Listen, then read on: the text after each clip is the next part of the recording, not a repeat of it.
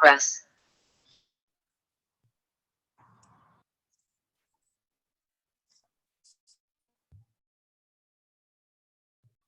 I think we're ready for you, Kat. Okay. I'm for some reason, okay, now let's. Okay. All right.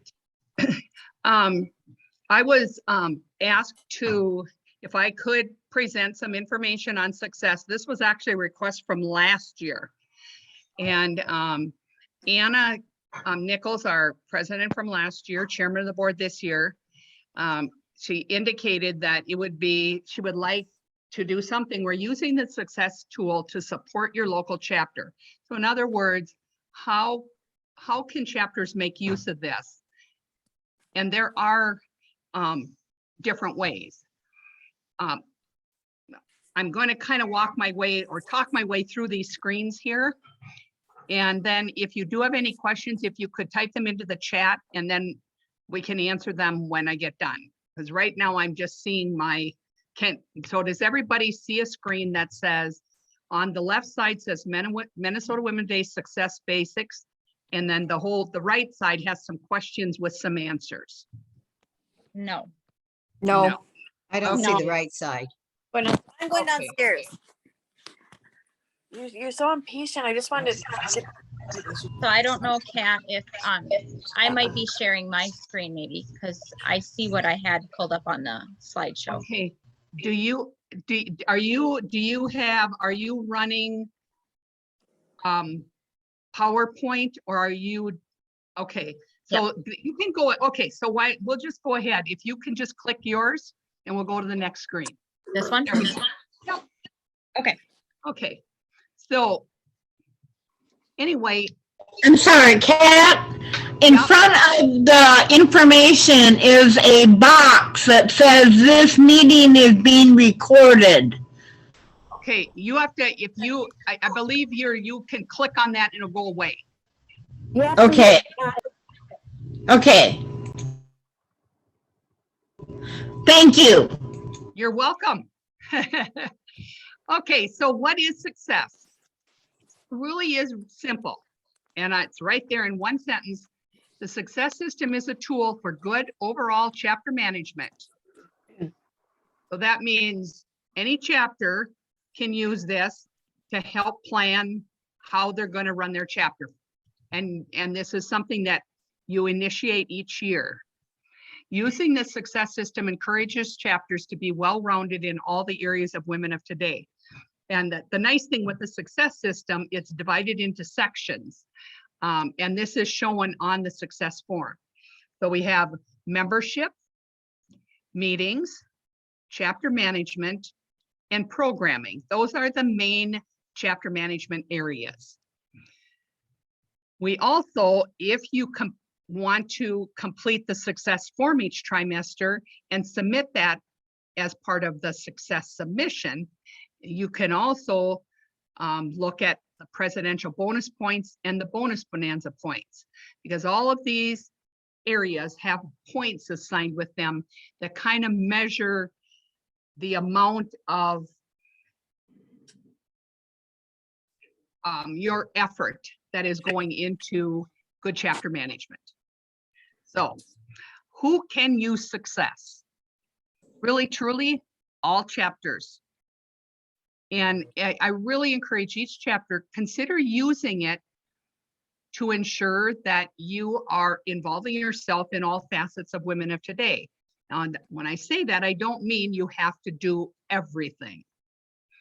What it does is it introduces you, how can you make sure you have a balance with membership? How do you figure your meetings in that? What about the chapter management that involve other areas of women of today? And of course, programming, where we have 5 state program areas, but a lot of chapters also have their own local areas. And not everybody is going to do everything. For example, when you hold membership events, that keeps your members engaged and active. It attracts new members into your group. You can educate and plan activities in the various programming areas that are available to women of today at the state. And then also in the local level, plus national also has some programming that we incorporate. When you attend events at any other level, including the chapter, district, state, and national, so that's part of good chapter management. Now, you might have members that are interested in just being involved at the local level, and that's perfectly fine. But you know what? If you introduce what the opportunities are there, you might have other members in your chapter that want to take part in those other areas. And, you know, as a member of Women of Today, you know, that's something that you can offer them. Participating in the trimester activities that are featured by the state president and her staff, that's part of what the presidential bonus points are. And for the first trimester, also the bonanza bonus points. So where do you start? Well, makes sense. Sometime around May 1st, that's when the new Women of Today year begins. So maybe as you're getting things organized during May, you schedule a meeting with your board and you pull out the success form and look at those areas and say, okay, ladies, what do we want to incorporate? What do we want to do during the year?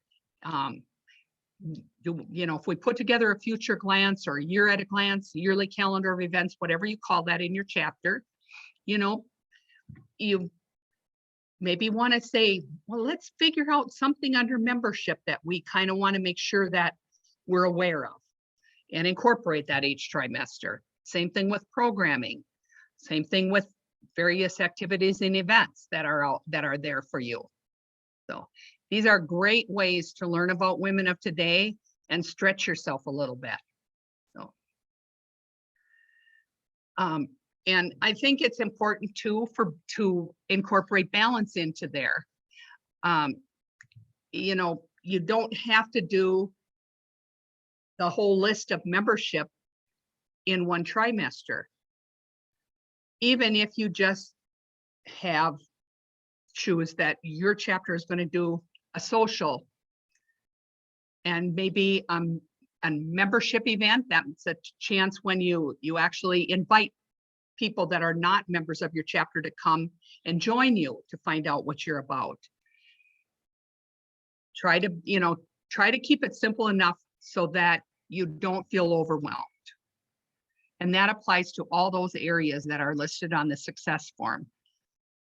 By using the success system, you have the overall chapter management, but the nice thing is it's a way for the board and the other members in your chapter to have something manageable in front of them that they can see and work with.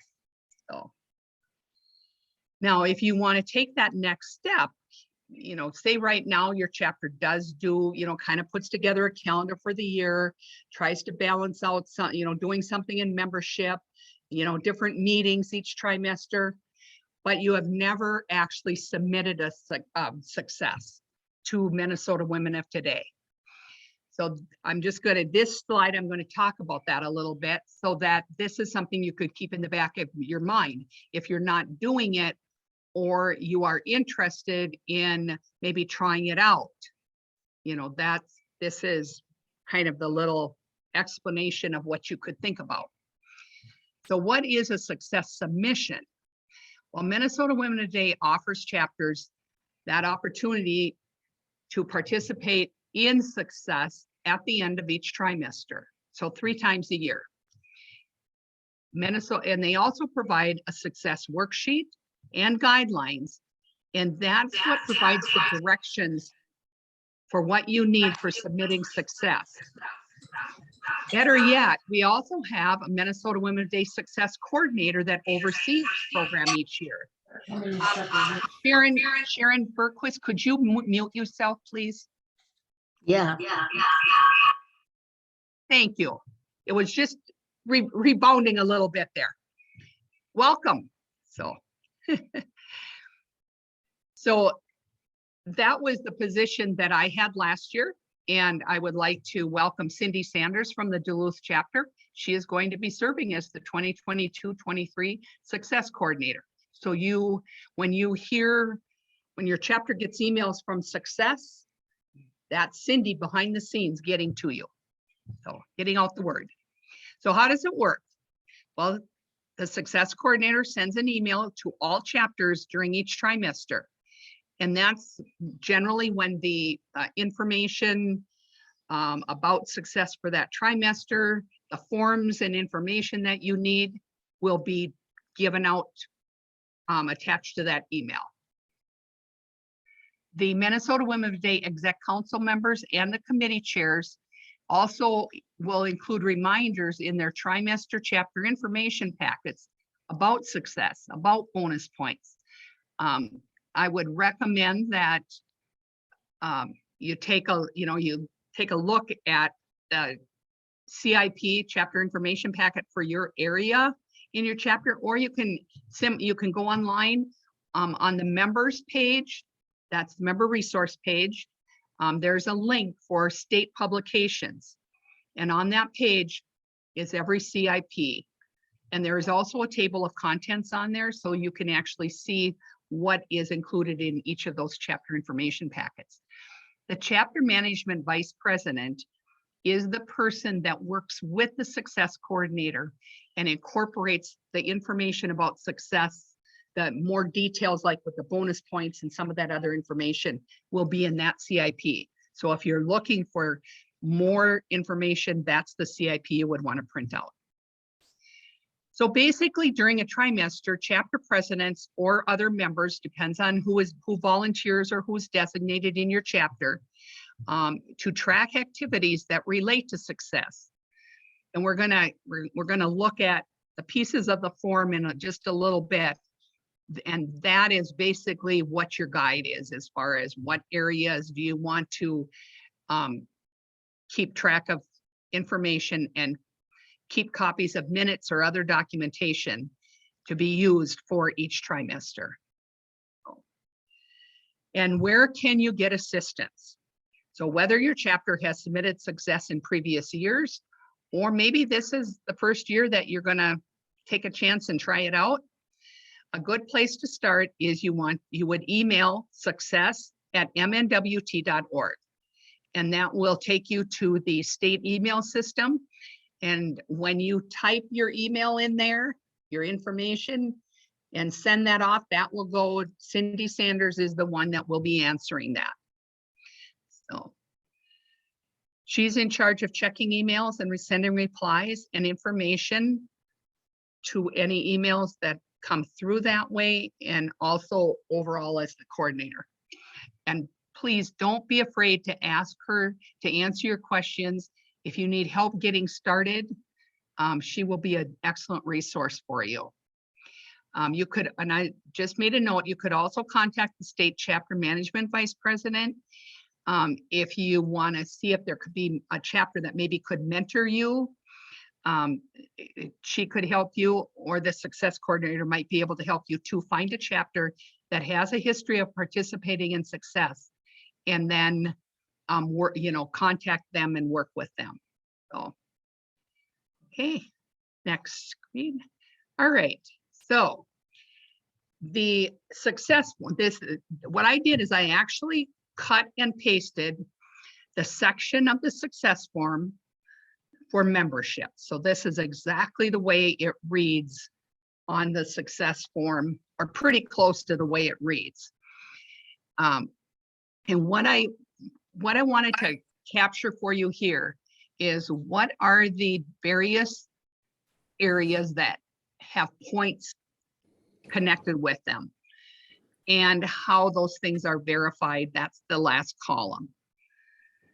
But if you, and don't think because you're watching this and you see this that you have to complete a success submission. You don't have to, but I want you to understand what things are in here, so that if your chapter is not, that these things have never happened in your chapter, or you're not sure how to make those things work, that those would be areas that you might want to look a little closer to incorporate into your chapter plan for the year. So under membership, every time that you add a new member, there's a value to that. And you get credit in this success system for doing that. But the benefits are far greater in what your chapter gains from new members. So that is one of the areas under membership that, for an example, that you can earn points. And in chapter extension, that is when a chapter signs 4 or more new members in a month. So any given month of the year, and it's not easy doing that, but it's very rewarding. So paying your renewals by the early bird deadline. Now the early bird deadline is it is the 15th day of the 3rd month of the trimester. So for example, this trimester runs from May 1st to August 31st. July 15th is the early bird deadline. And if you've collected all your renewals before that, awesome. Go ahead, you want to send them into the chapter service center along with the form that will be made available to your chapter. It's the roster for that trimester or the roster for the year, usually accompanied by the trimester renewal list. And you use that that's the members that you want to talk to, ask them to renew, and you fill that form out. If you haven't collected all your renewals in advance of that early bird deadline, and you're like, well, how can I send them in? Send in what you have with a copy of the form of who's renewed, as long as it's postmarked by July 15th, by the 15th day of the 3rd month of the trimester, it counts. So if you have any questions on early bird, I know sometimes, it can get a little confusing. Early bird means not just that you sent that piece of paper in, but you actually sent your renewals in with it. So if you paid all your renewals by that early bird deadline, you get credit, you get these extra points. It is required to send in something by the early bird deadline, or it's recommended to send in something by the early bird deadline so that Tanya will know that your chapter is out there working on renewals. So, okay, trimester retention. So if you retain at least 75% of your members that were up for renewal in that trimester, you can earn recognition. If you retain all 100% of the members that were up for renewal in that trimester, that's a great, awesome, 100%. And that is also recognized with points. If your chapter was the combination of renewing members and adding new members, that you ended up with trimester growth, that means you had at least one more person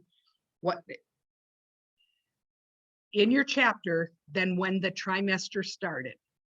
So you will all receive, when you receive that trimester, or I'm sorry, that roster during first trimester, that will be your base roster. So however many members, if you started the year out with 15 people, but you ended the trimester with 16, 17, whatever, that means you had growth. So growth for the year, meaning that not necessarily that you grew every trimester, but you grew when all was said and done at the end of the year. That is also recognized in the third tri submission. Now there are a couple things for extensions here. if you file an intent to extend and you hold an information meeting, the extending chapter, so the group that's doing the extension can earn points. This is another way that really is beneficial not only to your chapter, but the state in gaining chapters. Is it starts with starting work on an extension. So that's why these are included in here. Now, if you actually complete an extension, the extending chapter or the extending group can get recognition for that. So. Okay, Tanya, I think that's, okay, thank you. So, all right, the next section is meetings. And I think most chapters will have something in this area that is incorporated into their yearly calendar. And it in some way or another. So having at least one of your chapter members that attend a district meeting. Every district in our state holds a trimester meeting. And if you have a representative there, you can be recognized with points for that. In third trimester, we have regional meetings, and that's included on here too, to try and encourage members and chapters to attend those. The state business meeting, that is referring to, in first trimester, that would be annual convention. In second trimester, that would be fall state convention. And in third trimester, that would be winter state convention. This means that you have had to have members that have actually attended the business meeting. And I would say pretty much any chapter that attends convention has people that attend the business meeting.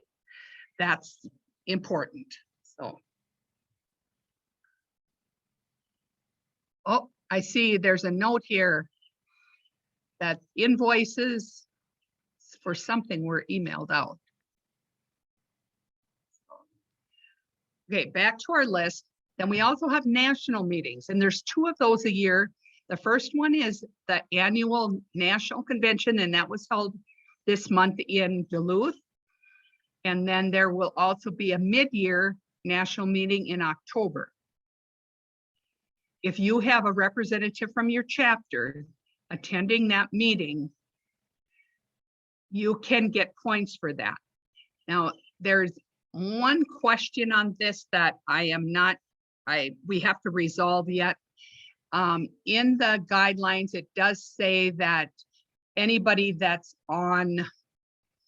in certain positions cannot be counted, but I believe that that might be changed or might be clarified a little bit better. So, all right. And then attendance at state committee meetings. And if you're wondering, well, what's the difference between state business meeting and state committee meetings?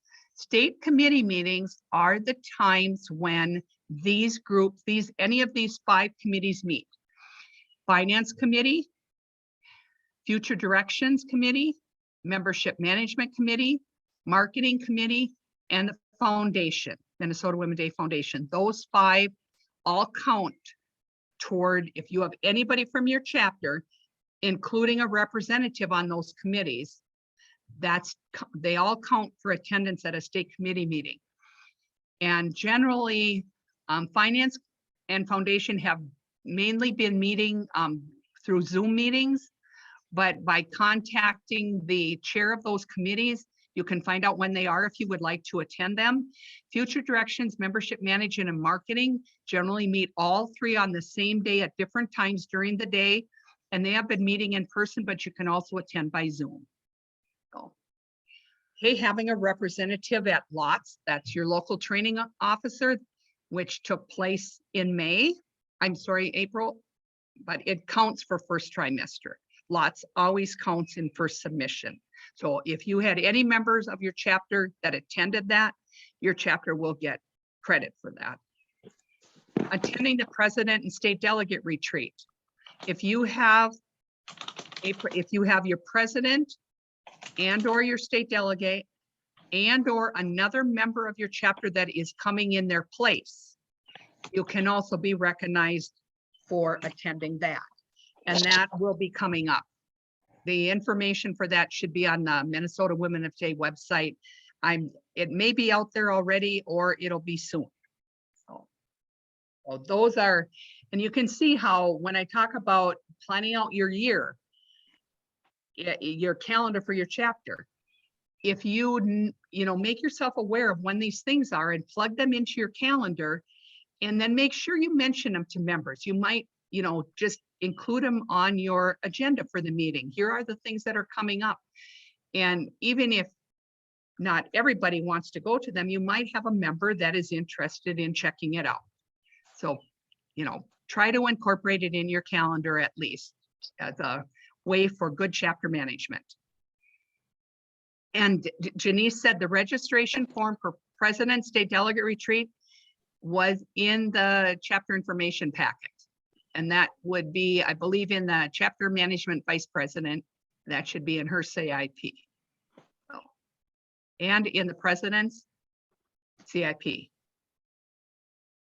Oh, and then there is also the AVP, administrative vice president, also puts together an informational CIP for the state delegates. So it should also be in there. All right, Tanya. All right, then we have chapter management. So we talk about good chapter management. Well, here's a lot of other things that I love this list because these are just basic things that most chapters do anyway, and they're all in the success system. So if you ever want to try out success, you go through here and you're like, well, we do that, we do that, we do that. So most chapters are practicing good chapter management. So if they also want to do the success submission, most likely they could easily do that and provide the information showing that they did it. So you have monthly board meetings. So if you are holding monthly board meetings for every, if you do, prepare an agenda for that, that's what we're looking for. Or you can also have it in your minutes saying that you had a board meeting. You just need to make sure that you include the date, place, and time. So, establishing a quorum at your general meetings. That's the simple statement in your meeting minutes that says a quorum was established. If you want to, sometimes it's nice to state how many members were in attendance. So if you make a donation to state Ways and Means, a minimum of $35 in a trimester, you will also be recognized for doing that. The state is very appreciative of receiving those donations. It helps a lot. So, have a monthly written treasurer's report. And again, you can either have a separate report. So this would count for each month. So you could have 4 of these in a trimester. And you can either submit the actual, if your treasurer prepares a report and submits it that way, that you can use that, or if you incorporate in your minutes. Now, when you put it in your minutes, you do have to state what is your bank balance, and it needs to show your expenses and your income. If you don't necessarily have to put all the detail of every single item, but at least capture what were the deposits you received and what were they for, and what were your expenses and what were they for, and then what was your ending balance. So starting income, expenses, ending balance. Put them in the minutes or have a full report, whichever way you want to do it. And that is very good chapter management, because that information should be shared with your members, because they're the ones that are helping keep your chapter going by participating in events and whatever that creates what your budget is, or what your financial statement is. Conducting a chapter survey. And there's a lot you can do, a whole variety. It's up to a chapter, what they want to do. How do they want to survey their members? Do you want to use monkey survey? Do you want to put a few questions on a piece of paper? But you can choose at any time during the year that you would want to do this. But you can get credit for one time. So if you do more than one survey, you can choose which one you would want to submit. And what we would be looking for on that is either a copy of the survey and then noting what the results were. So if you want to just summarize everything and send a little summary, you can do that. So getting a little feedback. I have a couple people. If you haven't muted yourself, could you please mute? Thank you so much. And again, if you have any questions, if you want to plug them into the chat, and then we'll go through those when I finish. So, submitting a plan of action and a proposed budget. And for the president of your chapter, in their fast start, this is incorporated in that fast start, and you send your fast start to the DD, the district director. So that's why it asks you, please submit a plan of action and proposed budget to the DD, because the district directors are the ones that are going to verify this for success. So if you want to get counted on success submission, you have to make sure that your DD gets a copy of this. So however you want to work it out with her. So hold a membership or social event. The fun part with this, you can include up to 3 things each trimester. So if your chapter decides to go and have coffee and visit, you can count that. And say your chapter puts a lot of work into having a silly supper and a lot of work, and you've got guests there and everything, you can still count that. And you can still count something else that falls under a membership or social event, something that you're doing with chapter members and guests. So, and the proof for that, you could submit a picture or you could submit a final report in your minutes. The thing is your minutes need to show that the event happened. So if you have a copy of your minutes that says we're going to be doing this, that won't count. It has to be in the minutes that say we did this. This is where it was held. X number of members attended. Something that indicates that the event was actually held. So sometimes chapters will, for success, they will send in a picture that shows what, the event happening. And that's okay. Kat, does it count if it's in your newsletter? Yeah, when you submit, if you publish a local chapter newsletter, just all you would need to send is that page with that information on it. Because the chapter evidence of doing a chapter newsletter, all we need is the front page. We don't need the whole thing. But if you want to use any part of your newsletter to substantiate any other thing in this list, you certainly can. So minutes or newsletter, both are good as long as they show evidence. So. Francis, good point. Yes, anyone can go to committee meetings. From the last screen, the meeting screen, when we talked about state committee meetings, anybody can go. Even if you just want to sit in the background and listen, if you want to just open up your computer and remote in and listen, that's fine. Okay, Wendy, we'll get to some of these questions. Good questions we'll capture in just a minute.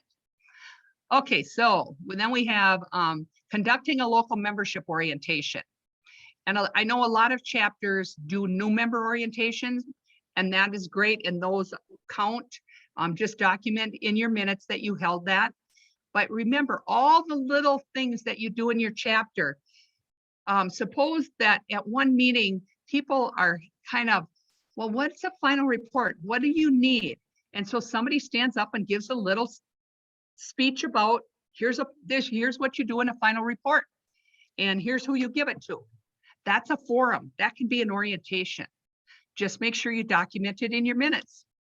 So hold a bylaw study committee meeting, and then you need to also submit your bylaws to the state parliamentarian. So even if you do the bylaw study and it says you did it in your minutes, it has to also be verified by the state parliamentarian that you submitted them to her. So don't forget to send them. So publish a local chapter newsletter. As I noted, we just need to see the cover page of that. Participate in an organized public relations program. There's a lot of ways of doing that.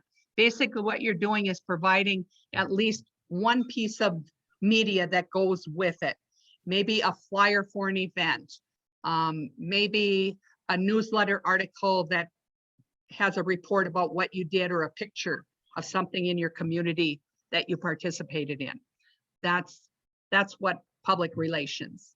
So something in that area. I'm sorry to interrupt, but would your ad in the newspaper stating that you're having a meeting count?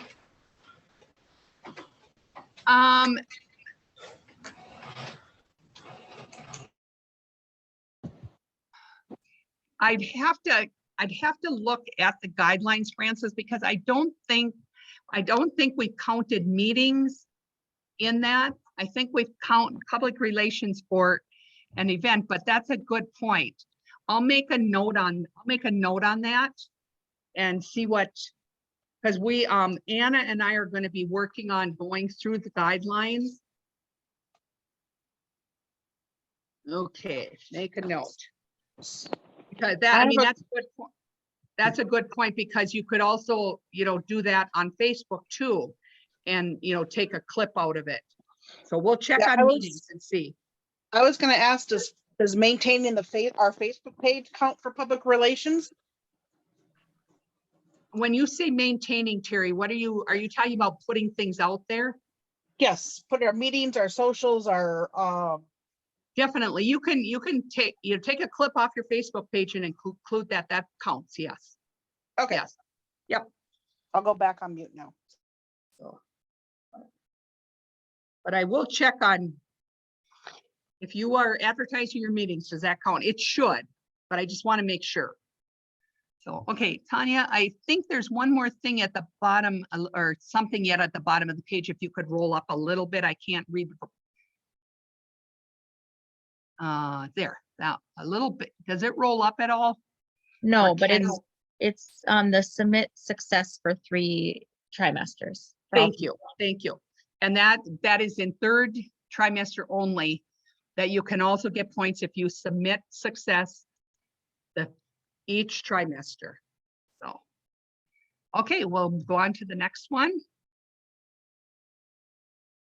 And this is the programming section. There's a lot on here, and I know we're running a little bit short of time here, so I'm not going to spend a lot of time except just point out we have a section A. This is concentrating on the 5 state programming areas, and as long as you show proof in your meeting minutes, your newsletter, or some other means like pictures or a Facebook, but it has to show that you held it.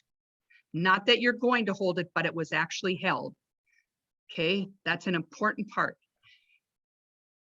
Section B is the U.S. Women of Today programming and certifications. So domestic violence awareness is actually the U.S. Women of Today permanent programming area. And we incorporate that in our Minnesota programming, usually under the community connections area. But, certainly we'd like you to recognize anything that you've done for education, fundraising in that area, that you can, incorporate that into your meeting minutes or some other means to show that you did something.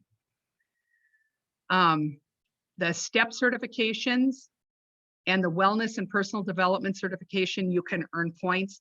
We're working on updating the information on what so that we will be getting, as long as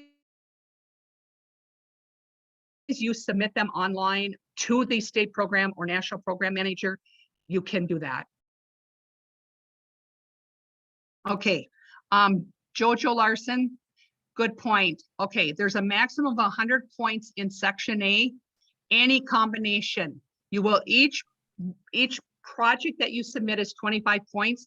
You can have 4 in community connections, or you can have 1 in 4 different areas, however you want to do it.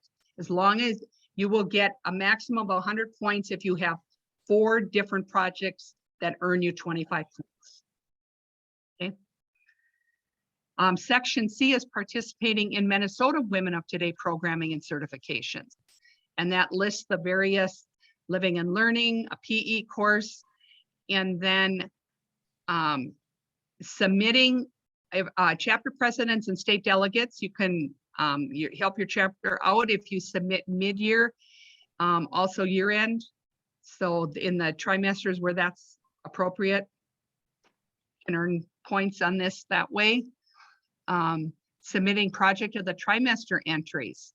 Chapters, you can earn, you can submit up to 4 entries each trimester. And each one of those is worth 20 points. So, and this is a nice thing to do because those submissions are shared with other chapters to show what possibilities of things could be done. So really encourage you to participate in that. And that's another good calendar thing to actually make a commitment to submitting project of the trimesters each trimester. So I'm participating in a local project with another nonprofit. The main thing I want to emphasize here is that you can't, if you submit, whatever you submit for a project for this line item, you cannot put anywhere else on the programming section. So it couldn't be in A if you were using it in this one. So you can use it, say you had a flyer from it, you could use it under PR, under chapter management, but you just can't use it anywhere else in programming. So making a minimum donation of $35 to our Minnesota Women Today Foundation. Another very nice, helpful thing for chapters to incorporate it into their yearly calendar and their budget, if you can manage that. The foundation has been providing a lot of incentives to Minnesota Women Today over the past years in awards, and then also for like the outstanding young adult and those type of things. Tanya, I'm going to have you, if you could.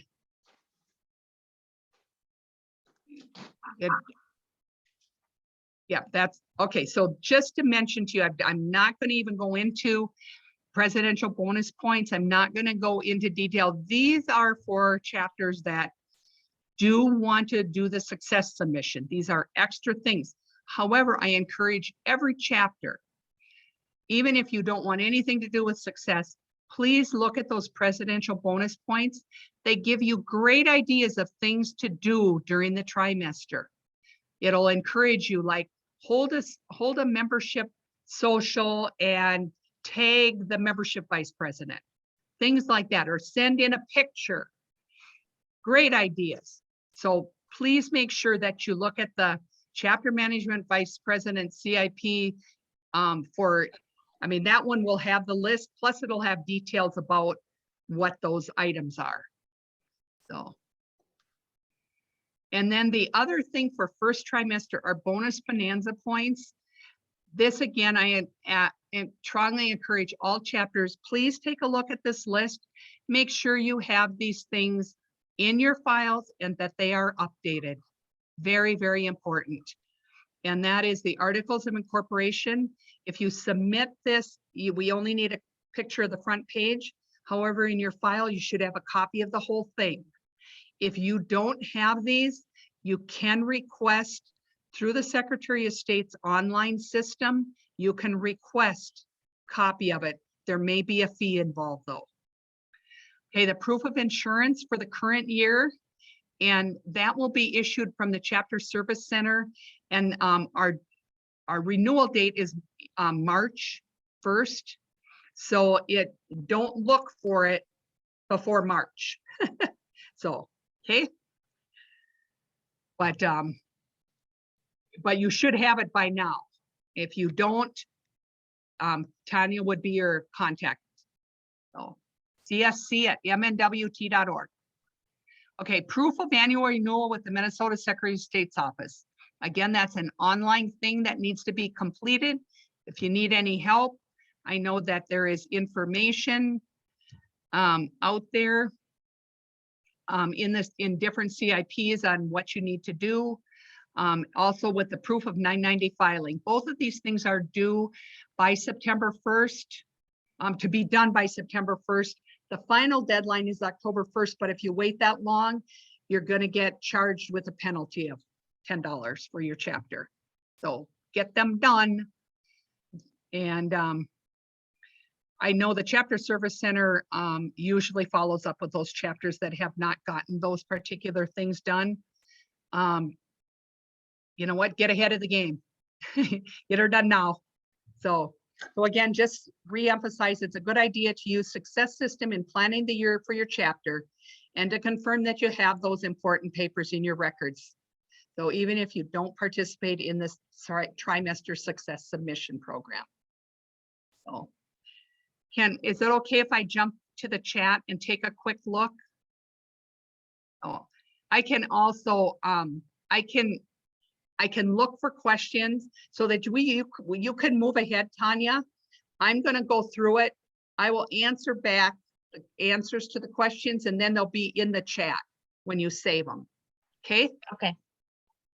All righty, thank you, everybody. I'll go through the questions and get your answers back to you. If I have a quick- anybody, oh, go ahead. I have Okay, a quick go ahead. question. So once Okay. you get all the stuff for success together, how do, Yep. maybe I missed this because I jumped in late, but then how do we get this information to you? Because I know we can't mail it anymore. So it all has to be done electronically? Okay, you can mail it. It's preferred to have it scanned and emailed. And most of your internet providers can handle that now. But if you really prefer to mail, the thing is you need to work with the success coordinator, Cindy Sanders, to make sure that you meet the deadline that she needs. Okay. Because I don't have a scanner and I'm in charge of it. So that's where I'm confused on how Yeah. to do it. So And I'll being, talk to her. yes, and in your case, you may even be able to work something out so that you could hand deliver it to her. Okay, Okay, thank you. yep, A lot of times you can just take a picture with your phone too, and it'll convert it to a document. that's a good Thank you. point. Oh. I do see one thing. Can I share this presentation? I've already emailed the presentation and a PDF copy of the slides to Tanya. So that will be, I think the plan is that it will be put on the website. Yes. Yep. Okay. And certainly if you want to email me, my email is Kat Schuman, CATSHUMAN, just like my name on the screen there, at T as in Tom, D as in dog, S as in Sam, .net, TDS.net. So. All right, thank you. Yep, thank you. If anybody had popped on after, go ahead and put your name and your chapter in the chat so we can know who was on here for the success. I had to use my phone call, so I'm Fawn from Sauk Rapids, but I couldn't get the link to work through Zoom that you guys had sent. Okay. Fawn, you said? Yes, Fawn Woodman from Sauk Rapids. F-A-N-E? Is that right? FAWN. F-A-W-N, thank you. Yep. I'm just adding it into the chat. Okay, I'm gonna stop recording and stop sharing, and then let me know when you're ready, Wendy. Okay, can you hear me and can you see me? Yes. Okay, I'm on my phone because I also am at work and I couldn't get the Zoom link to work. So I hope this will work okay with me from my phone. Do you think? It should. Okay, all right. Okay, let me get your thing up here. And I will not, mine will be much briefer. But so we can, yeah. Okay, let me. Stop.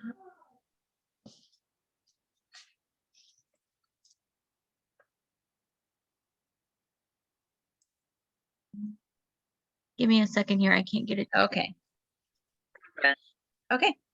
Okay, so my name is Wendy Homiak, and I am the Future Directions Chair this year. And one of the committees underneath my one of the subcommittees under my committee is the outstanding awards that we give out. So I'm kind of going to go through. I was the chair for this last year and learned a lot about it. Had lots of help from Tevian and Anna and some other people, but we had a great award ceremony at Winter State, and it was awesome. So I'm just going to kind of go through the PowerPoint that we have here, and then I may have some time for questions, and maybe I will answer the questions as we go through. So you can go, you can flip to the next one. Thank you. So the history and purpose. A goal of the Minnesota Women of Today is to recognize women and young people throughout our communities for their community service efforts and impact on the lives of others. A way we do this is by nominating individuals for an outstanding award. They are the Lois M. Christensen Women Who Impact Award, the Person with Determination Award, and Outstanding Young Adult Award. The purpose of these awards are to recognize those who shall show excellent in leadership abilities, are involved in their local communities, and possess the ability to initiate ideas and innovations for new and existing projects and programs. Who can nominate? Individual members, chapters, or districts can submit a nominee for judging on the state level. Most of the times it's chapters, but we did have a district last year. So those are the options for nominating. The Lois M. Christensen Women Who Impact Award. This is an award that started in 2009. A version of this Outstanding Women Award has been given out since the 1990s. It is designed to honor women who have made a valuable contribution to impact their communities. An honorarium may be given to the top honoree to a 501c3 charity of their choice. A nominee may be nominated for work in one of the following areas: a nonprofit, like community service, for example, community service, volunteerism, or spirituality. Youth outreach, working with special education, mentoring 4-H, scouts, etc., or women's advocacy, working with women's shelters, business, government, and healthcare. So the next, this kind of shows the resume format. I'm going to give more information a little bit later in the presentation of what is expected with the application. So this just says, you want to list the area of the nomination being nonprofit, youth outreach, or women's advocacy. Obviously the nominee's name and the few things that will be listed about them are listed below. Participation in the community, in their community activities and contributions to the welfare of the others. An exhibition of leadership ability, personal development, and initiative. Overall effects of contributions and evidence of lasting effects of contributions.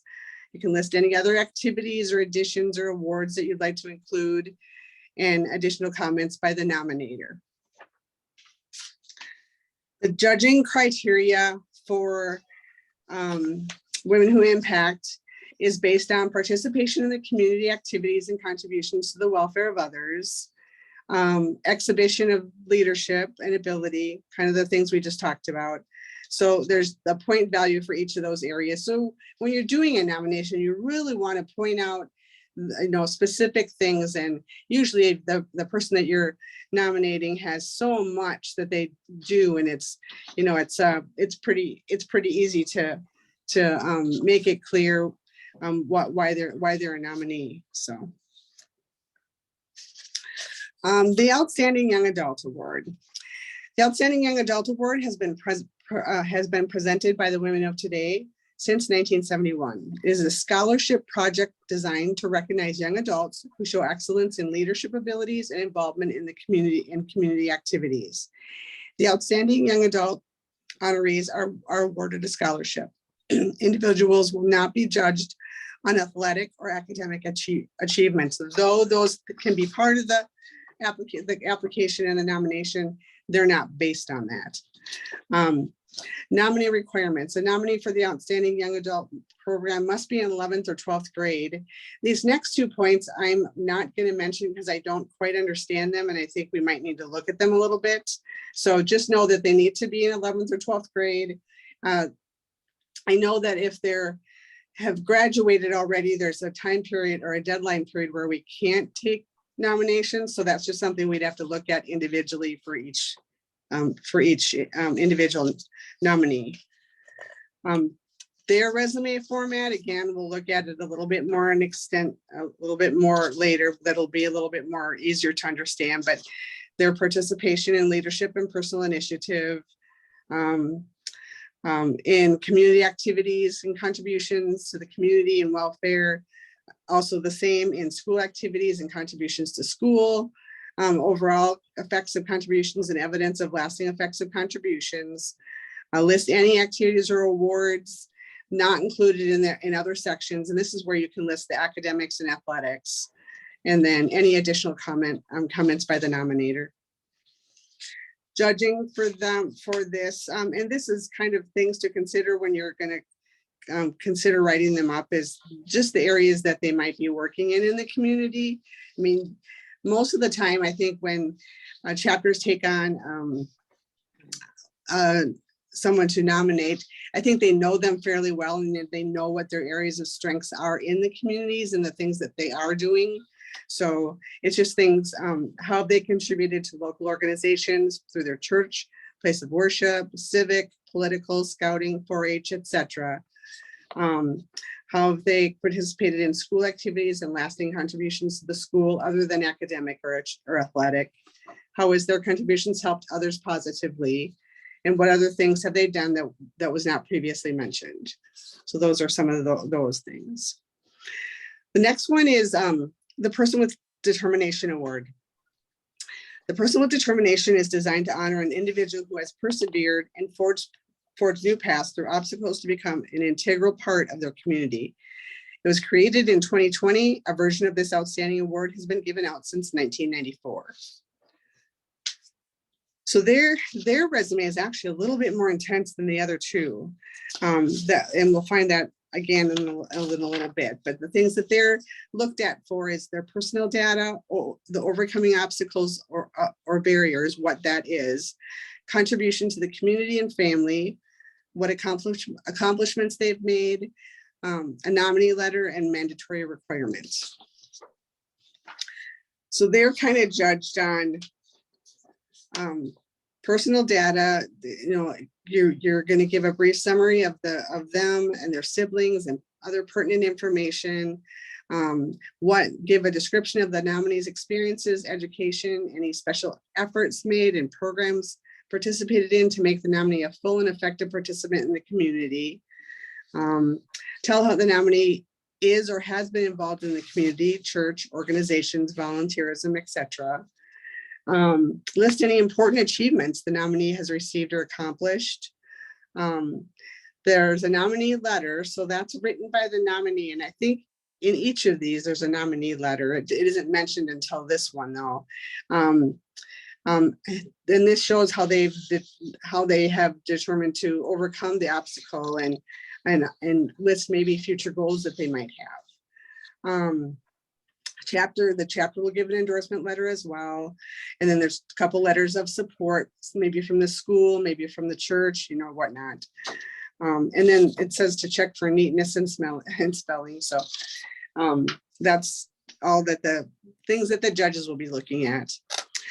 So the overall responsibilities of a chapter, if they're choosing to nominate for one of the three outstanding awards, are you're going to keep in touch with the appropriate state program manager and awards. So typically, when you think about this, there's a few people that are involved with this award.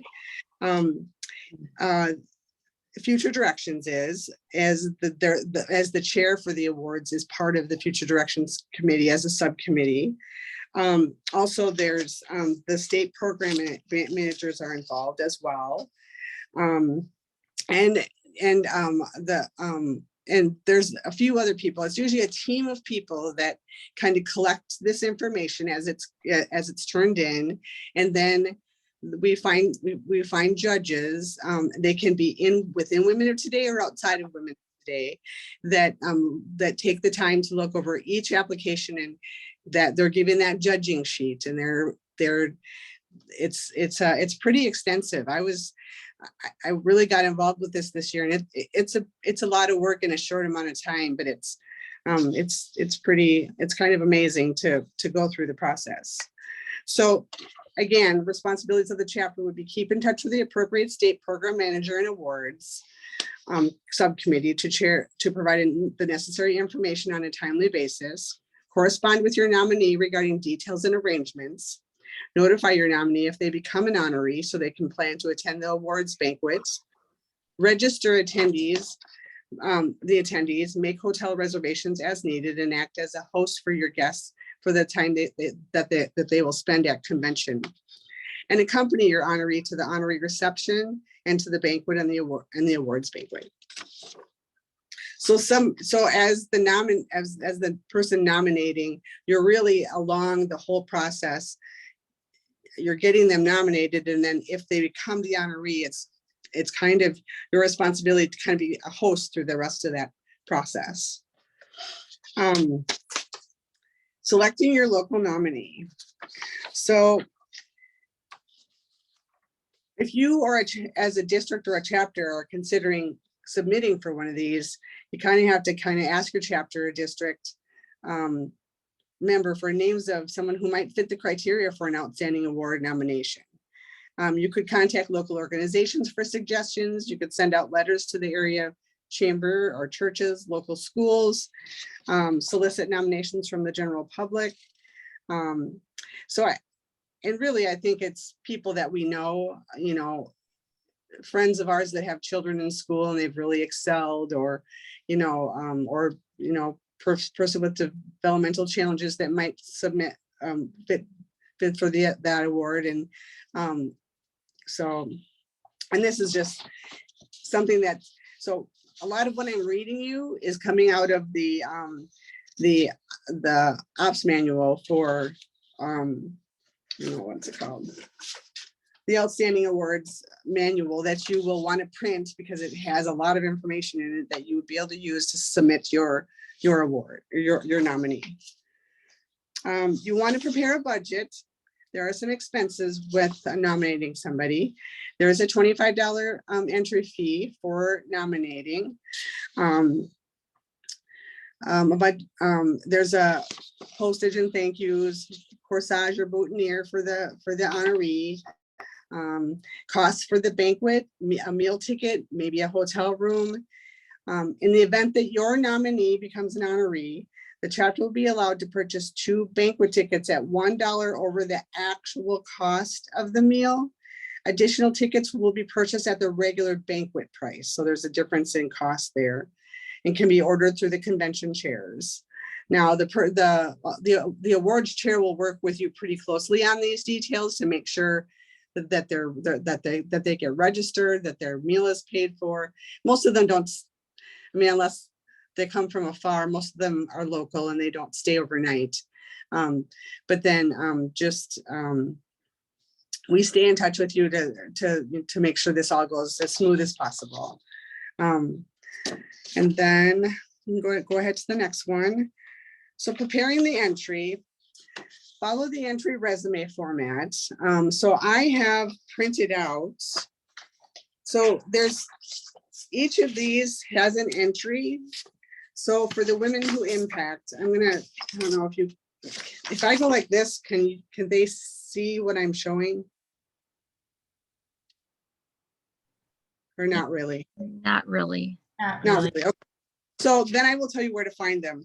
So the Women Who Impact Award, that can be found on the Women's Wellness website page. If you just go to her page and scroll down, it's Outstanding Women Who Impact nomination info sheet. So then that you print that out and it's pretty much gets you going. It gives you some guidelines, and it's everything that you'll need for, that's for women who impact. For the person with determination nomination, that's under community connections. Same thing, go to that page and you'll find it. And then the last one, outstanding young adult, that one is under youth of today. So that's where you can find those nomination sheets, and that will get you started with the nomination. So just follow the entry resume format. Keep the entry neat and readable using proper grammar and spelling.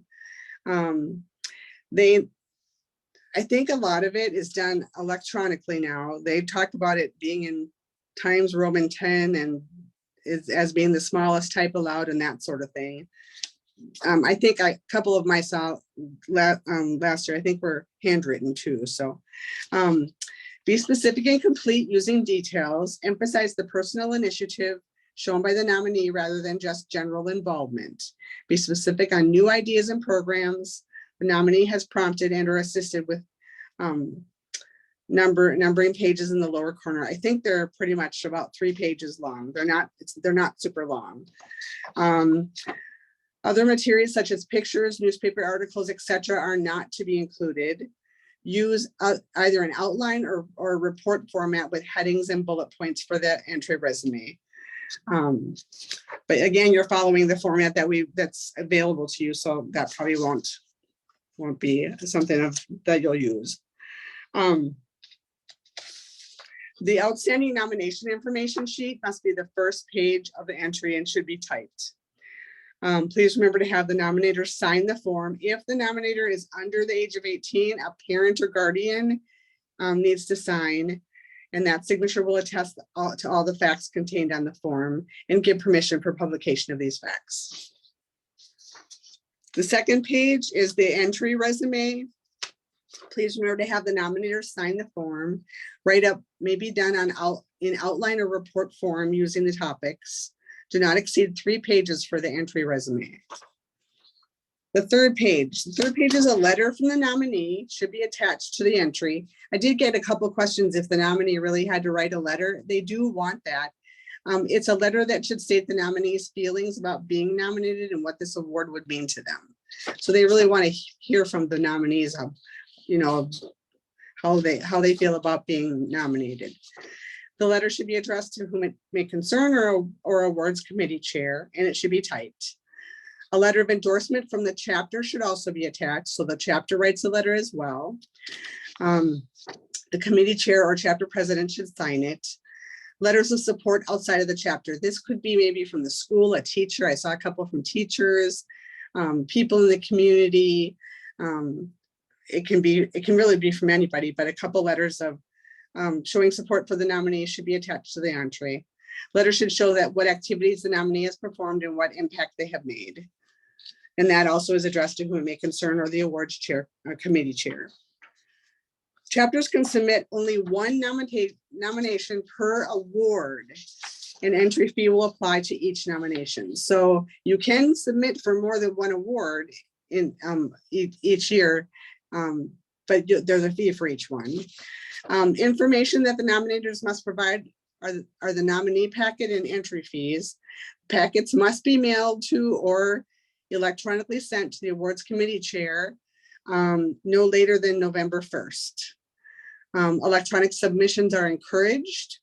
If an entry cannot be electronically submitted, it should be mailed to the Community Connections, Women's Wellness, or Youth of Today SPM, who will then scan it and email it to FDC Awards at MNWT.org. So then they would turn around and send it to me.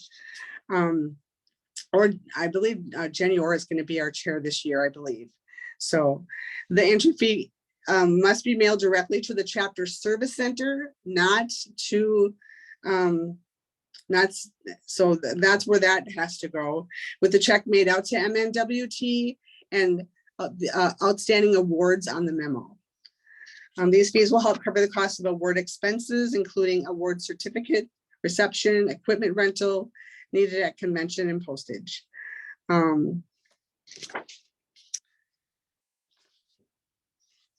Pictures, let's see here.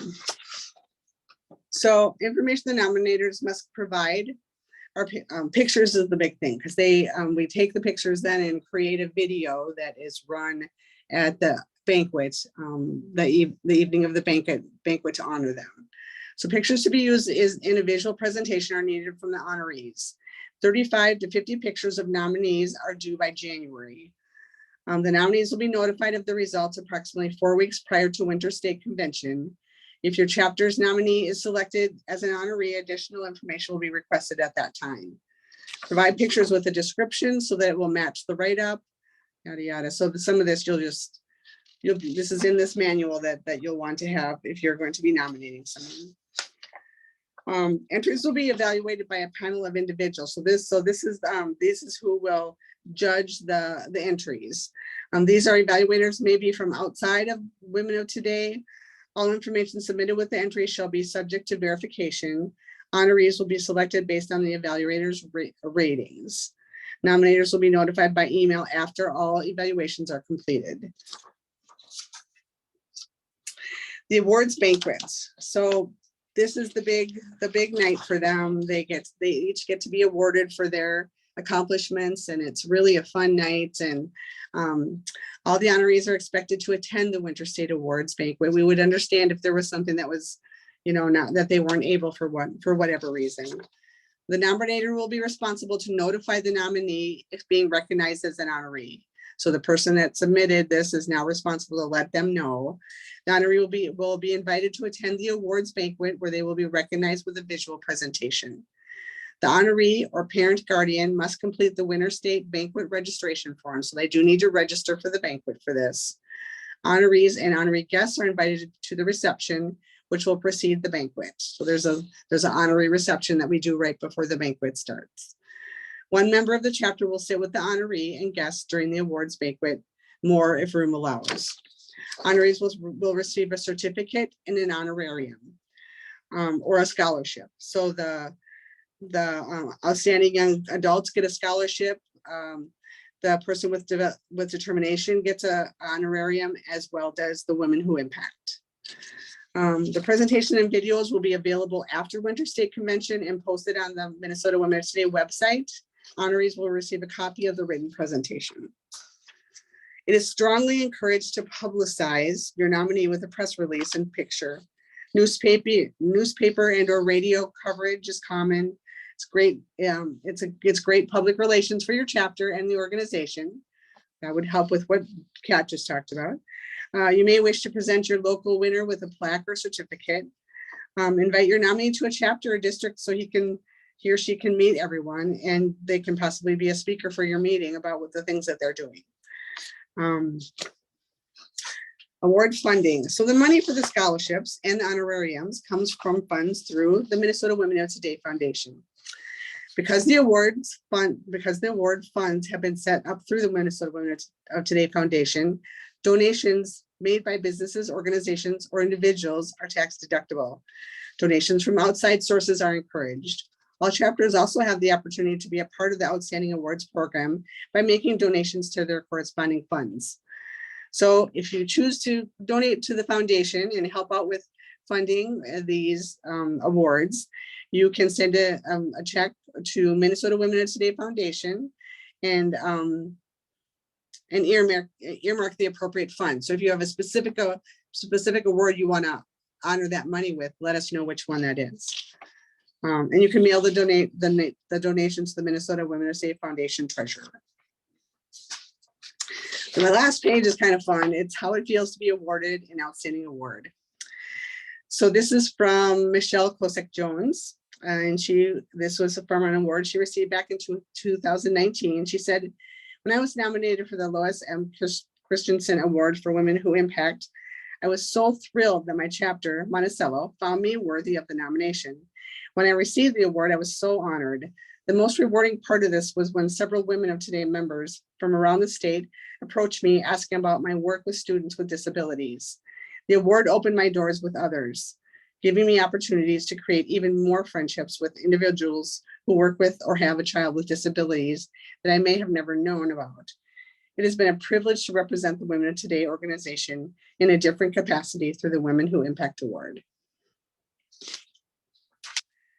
So pretty much what I've just done is gone through that manual so that if you decide as a chapter, gosh, this would be kind of fun to nominate someone. You have all the information that you need. I myself and Jenny would be available at any time through the website, through the FDC-awards@mnwt.org to answer any questions or help you at any time. And that's pretty much all I have. I really enjoyed the banquet. It was so fun to meet the kids and hear from them, and they were just so excited to be there. It's just it's a fun thing to be involved with. So that's all I have. I don't know if you have any questions or not.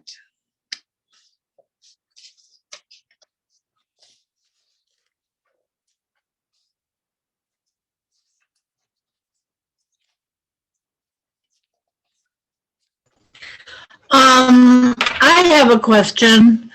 So these happen at Winter State? The banquet? At the Really? banquet. Yep.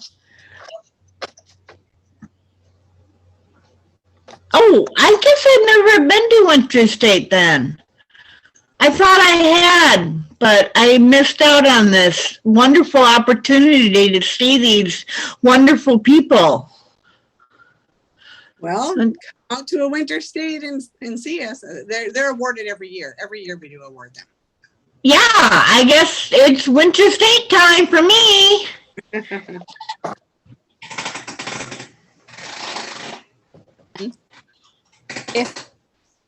If we do nominate a student for the scholarship they have from our community, I think usually they choose to do that. I mean, it can be in surrounding communities too. I mean, I don't know that. I mean, that's a good question. If you had someone in a completely different area of the state, I don't know that couldn't happen. I could check into that and get back to you on it. yeah, because I was just thinking if you had like a family friend who, their student went above and beyond and was graduating and thought about them, but you're like, oh, well, they live an hour away from me, you still nominate them. Or would it have to be somebody from your chapter community? Right. What is your name and your chapter? And I'll get back to you on that. Avonlea Shule and a St. Joe chapter. Okay. I know Anoka, we do ours open to Anoka. Well, our last scholarship winner was from Champlin, and I know Champlin doesn't give an OYA scholarship, and we asked Champlin if it was okay for us to give an award to Champlin Park. Yeah. But our OYA is open to Anoka, Andover, Legacy, Pact. So I think it depends who you want to open your scholarship up to. So I mean, that's in our scholarship. I mean, it says who we can give the scholarship out to. So I think it's up to your chapter who you decide to give that award to. Right. I agree with that, Stephanie. But if you really wanted to go outside of your area, that might be something to check into.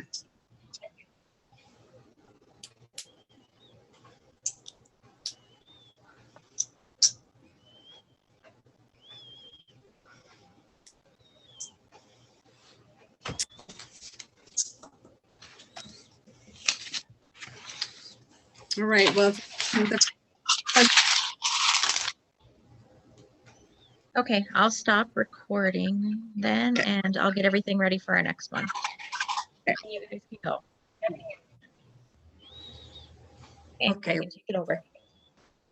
Jojo and I are going to be talking about secretary and parliamentarian and what you need to know.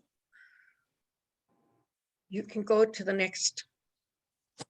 I am your secretary for this coming year, or this year, and my theme is making minutes count.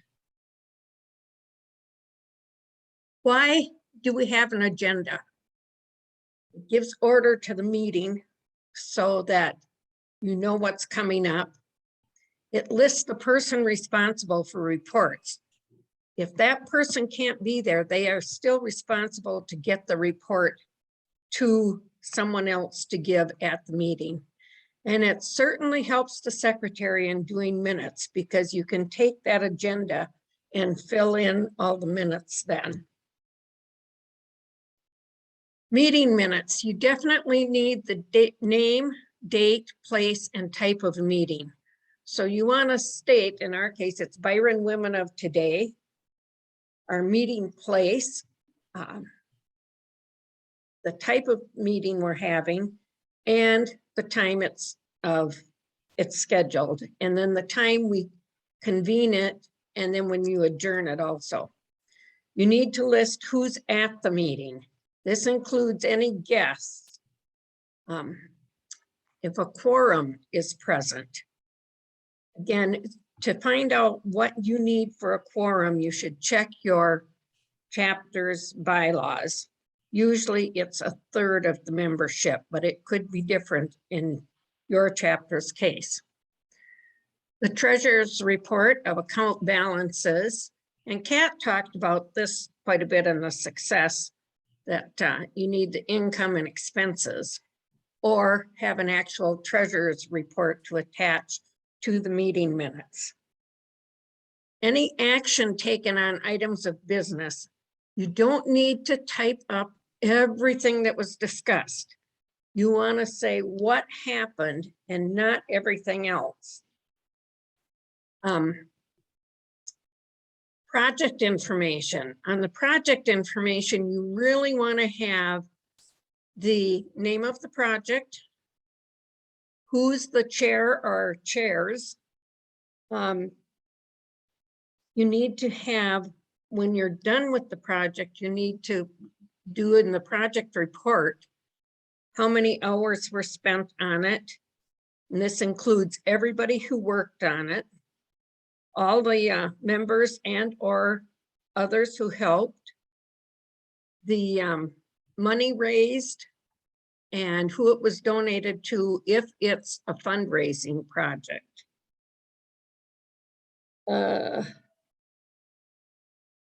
Yep, I think that's it. And then as secretary, request written reports from your members. Let me tell you, that makes a huge difference and is a huge help in putting the minutes together.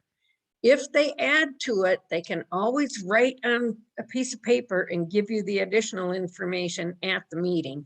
But those written reports are heaven to a secretary. And record the facts, not the discussion that took place. So if you're talking about what you're going to do for Founders Day, you don't need to discuss all the ideas that were thrown out. What you want to put in there is what the decision was at the end, not everything that happened before that. Okay, motions. This is where accuracy is super, super important.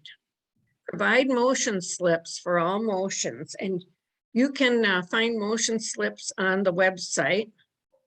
And if you can't, get a hold of secretary at MNWT.org and I will get them to you.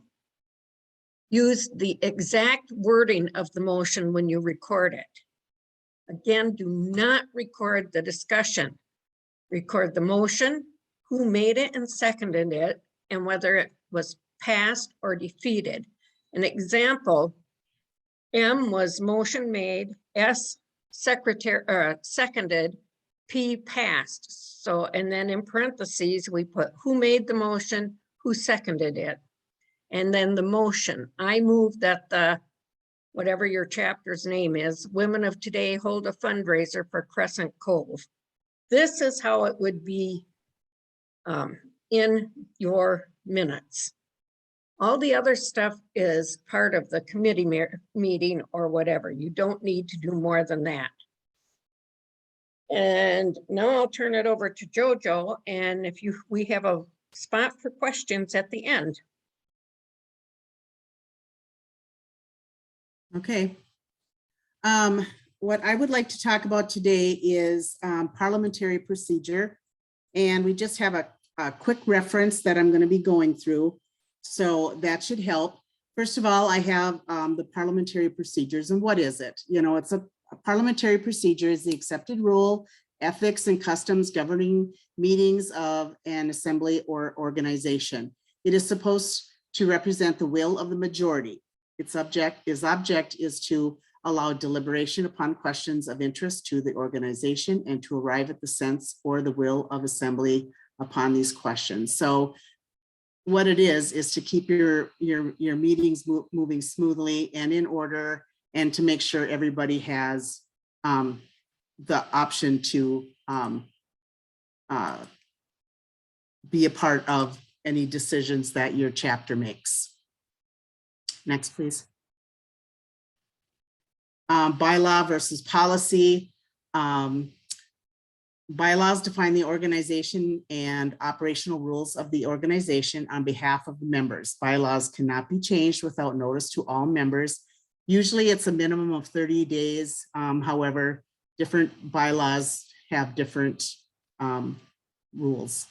Policies are adopted to define the operations of the organizations, and policies can be changed with a motion and voted on at a meeting without notification. And any member in the chapter can make this motion. All right, we're going to go into the Parli guide. And call the meeting to order. The president will do a one tap of the gavel and say this meeting is called to order at 7:05. Easy peasy. Approval of minutes.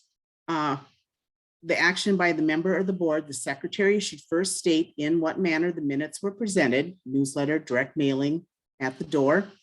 And then the president says, are there any corrections to the minutes? And she pauses, hearing none, the minutes stand approved as printed. If there are corrections and you discuss those corrections, and then the president will say the minutes stand approved as corrected. And a motion does not need to be made to approve the minutes then. Approval of the treasurer's report. The treasurer's report is presented, but does not need approval.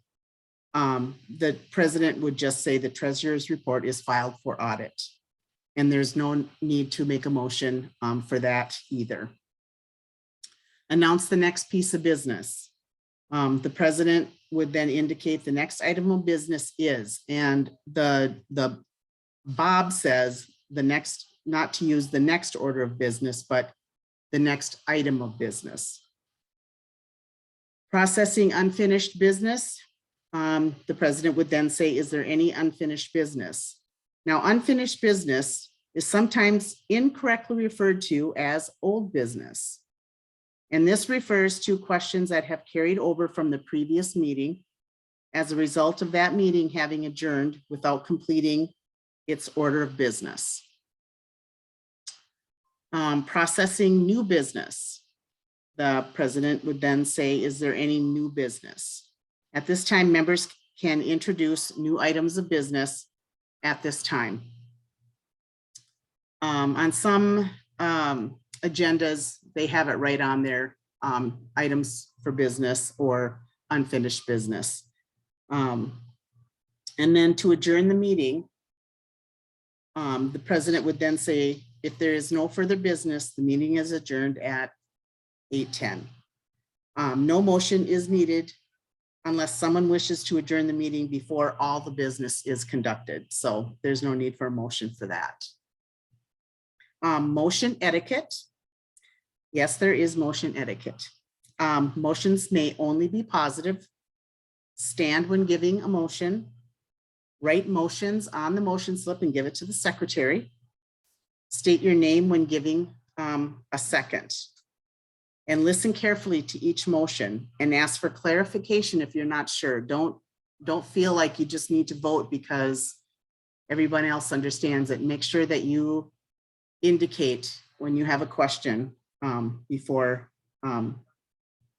it is taken care of. And what needs a motion? Any new proposal to the group, anything that would require action by the chapter members.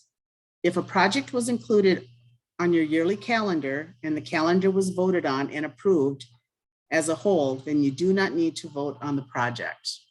So that is something that a lot of members didn't know about. I know I didn't know about it a few years ago. So that's a good point right there to remember. All right. Steps in processing a motion. All right. So processing a new motion. So a member, anyone in your chapter can make the motion. And I'm just going to use, I move that we donate $200 to Crescent Cove. And another member will second that. And the seconder does not need to be recognized. So we don't need to say, you know, Jojo seconded it. We put it in the minutes, you know, Jojo seconded it. But you don't need to stand and say Jojo second. The secretary will take care of that. Can I just add one thing? Yes. I didn't think the president could make motions. No, a member made the motion. Oh, I thought you said anybody can make a motion. Yeah. A member can make a motion. Correct, but the president cannot make motions, correct? No. As they are a member. So that's why I want. Okay, But yeah, they- I didn't clarify that, but thank you. Okay, just Thank wanted you. to make sure I was understanding correctly. Thank you. Yep. Mhm. So if a motion fails to get a second, the chair will state, since there's no second, the motion is not before the meeting. But if there is a second, then the chair will state the question again.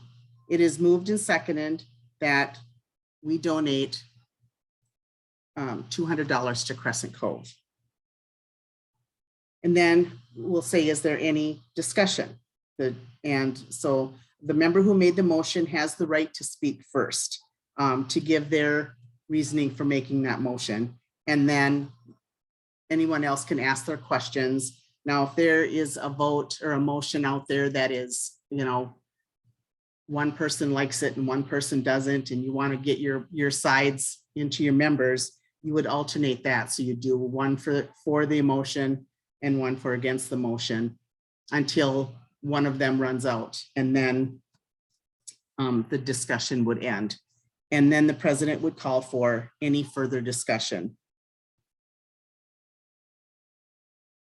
So if there is no other discussion, then the chair puts the question to the vote.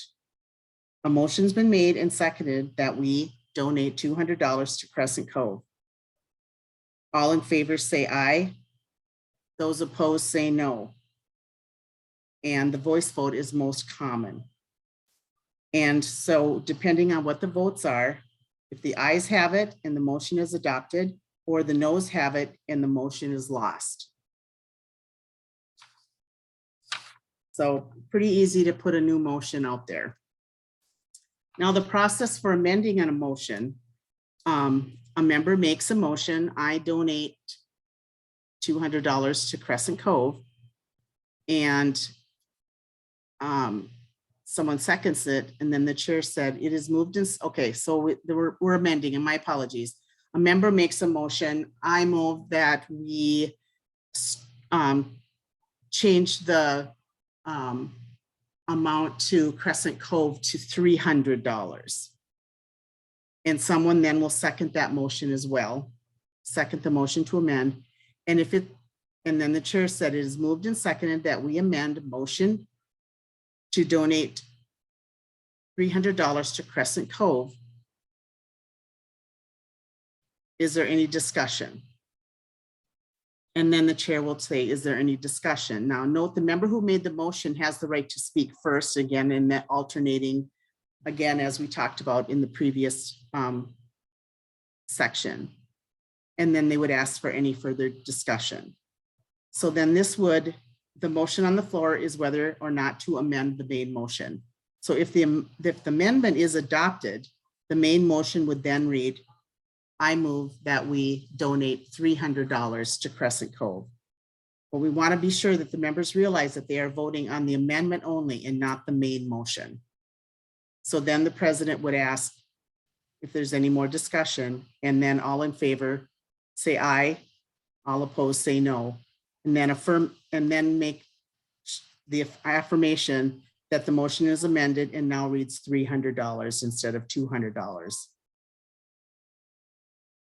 And the ayes have it or the nays have it, and the motion's defeated. Usually, Jojo, don't they do the amendment before they vote on the original motion?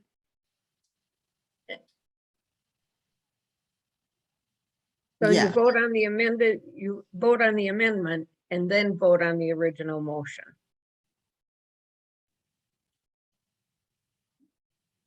I think that's how it goes. Yeah, I know it is. The make an amendment to a motion is really confusing. know. So according to this, it's just saying when you make a motion, because we've already voted for the $200, we've already passed that.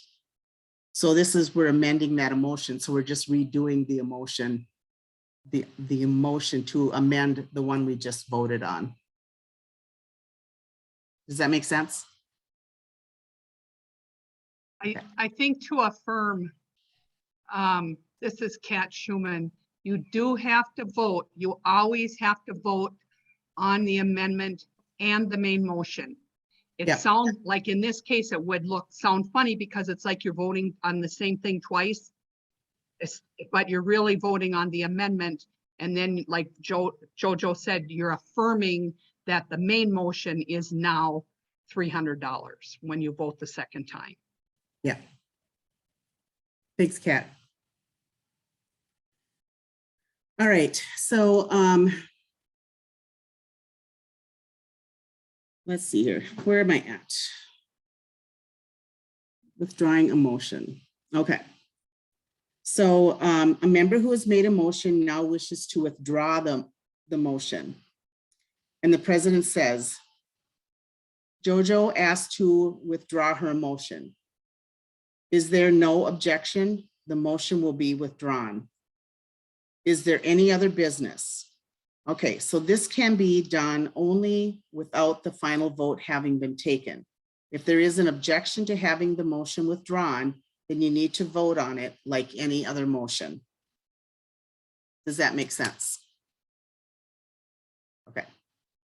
Reconsidering a motion. So to vote on a previous motion passed at the same meeting can only be made by a member who voted on the winning side. I hate to use the winning side, but that's what it says here.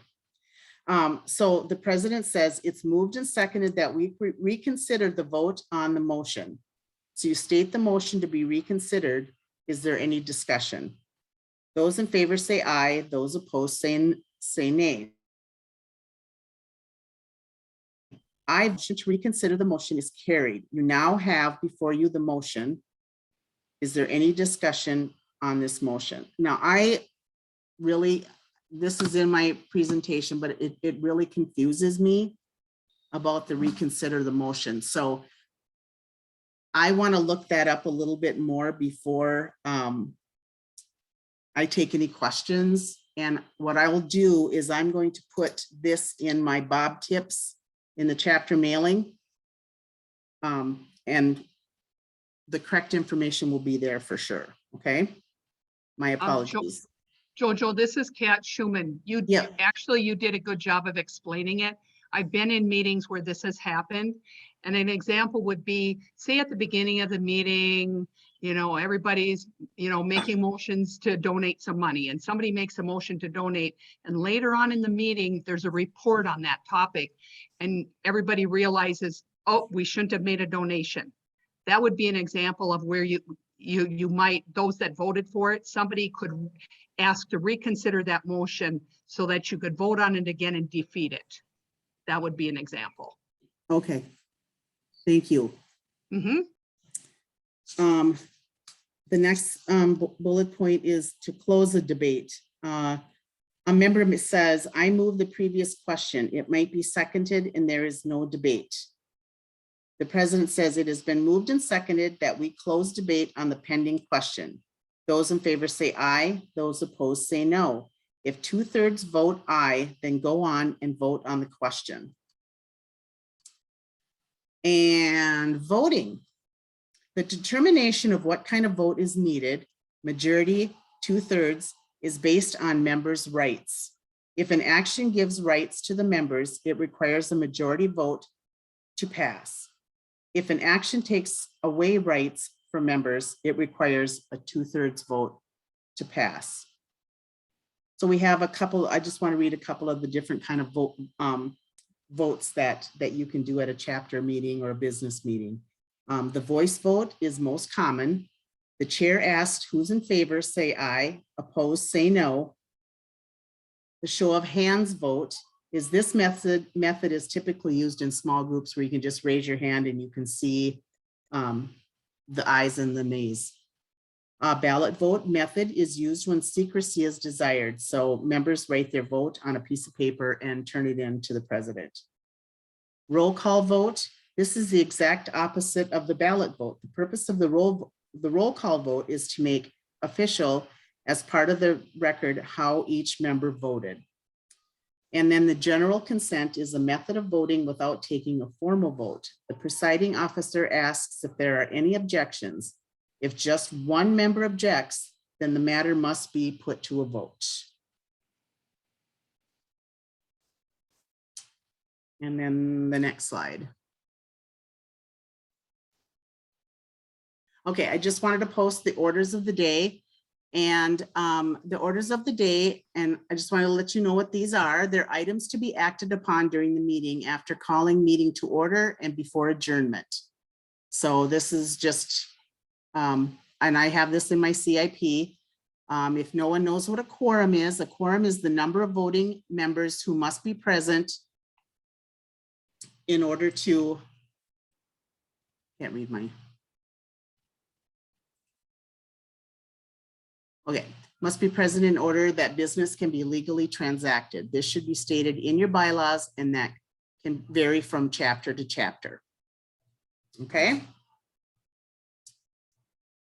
And then are there any questions for either Joanne or I? I thought I saw something in the chat. Joanne, you answered that for me? I've taken care of that. There Right. is in my CIP, there is information on motions, minutes and motions, and there are helpful hints for doing minutes. So go ahead and look at that. Yeah, and if you can also get motion slips from myself too, if you need them for at a state meeting, or I do have motion slips attached to my CIP as well. So you can take that off of there and make copies.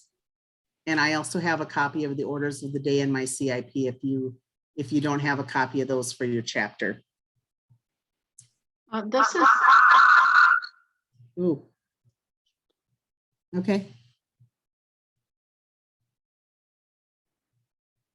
There's a question in the chat. Does the Parli get to suggest how a vote should be taken? At your chapter meetings, the chapter meetings are pretty, small. I mean, some chapters may have 20 members there, but you can kind of make the decision how you want to vote, depending on if there's a lot of people who are for it and a lot of people who are against it. You may want to do the let's see, the ballot vote just to keep peace. I'm sure that they've already, stood up and did their, why they want it, why they don't want it, that type of thing. And so you kind of know who's for it and against it. But just to say peace, you may say you want to do the ballot, or you can go with the raise of hands, just to make sure if there's more people at the meeting where you can't quite tell how many ayes and how many noes are there, you may want to do the raise your hand just to make it more fair and equal. And we have used the ballot, secret ballot, at when we have contested elections for state president.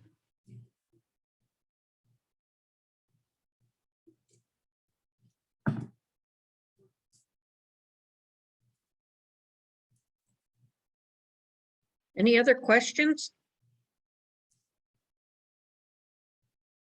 I just had a question about amending a motion, like we were saying, you were gonna pay $200 to Crescent Cove. It was already voted on and it was voted yes, it passed. So then we decided later, oh no, we should have done 300. At that point, do you make a motion to amend?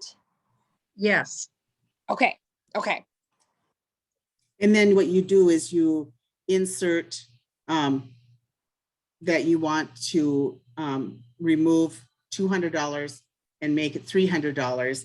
And then you want to make sure before you vote that you read what the motion that you're saying reads $300 before they So- vote. But if you've already, if that original $200 motion was already voted on, it can't be amended because it's done. So you would Right, have to so- make a new motion. Yeah, the new motion. Yeah. right. Yeah. And So make sure it somebody says could, 300. right, you could withdraw the motion, the original motion, or make That's the where new you would motion. use your reconsider. That would be a good place to use that. Yeah. okay. Got it. Just But wanna I make sure think you I'm could do following. what, you could do what JoJo suggested too. When you make your new motion, you can make it to explicitly say you're going to replace $200 with $300 and you're covering yourself. Okay, so is that the same thing when you're like amending a bylaw? Like if you're changing one or two words in your bylaw, can you say I'm making a motion to amend this bylaw or? You No, would just, No, that's a whole different thing. yeah, you would just make, Okay. your motion to make the change Okay, to something. Yeah, this is just if you made this motion and then you decided, oh, we have more money in our budget, we can make it $300, let's say. So that's where that one comes in, or okay, the reconsider comes in. gotcha. If you have questions on how to do your bylaw and policy review, JoJo's really, really good at that. And I know she would be glad to help you out. Yes, absolutely. And you can anybody can send their bylaws and policies to me and I can look at them. If you're looking to have me attend, if at all possible, I would attend. Otherwise, I could certainly attend in Zoom to help you, or just sit there when you do your bylaws and policy reviews. Our state bylaw and policy reviews is going to be on October 15th. And I'm going to hold it in person in Aiken, but I will also have a Zoom option available as well. So looking forward to see anybody there, or any questions you have on your bylaws and policies, feel free to contact me. And Bonnie, yes, we're talking about Robert's rules.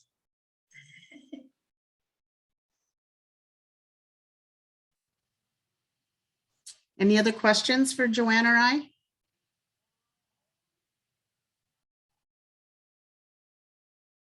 Hearing none? No. we adjourn this We meeting. adjourn this meeting. Good job to all the presenters tonight. Thank you. Yes, thank you. You guys did awesome. Great job, everyone. Thank you very Thank you. much. Thank you. Thank you. Bye now. Good Thank job, you. everybody.